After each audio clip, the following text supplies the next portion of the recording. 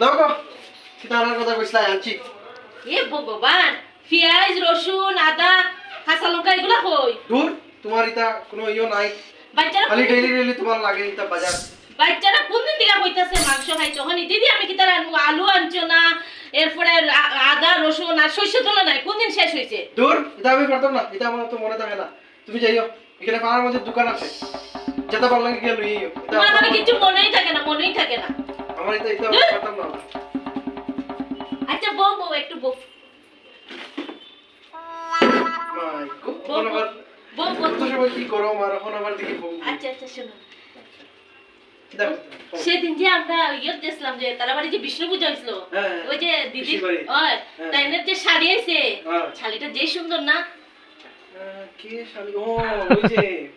কি জানি নাম এটা মধুমিতা মধুমিতা না রেশমি রেশমি ওহো তুমি নামও বললা যাও রেশমি হ্যাঁ রেশমি রেশমি মনে আছে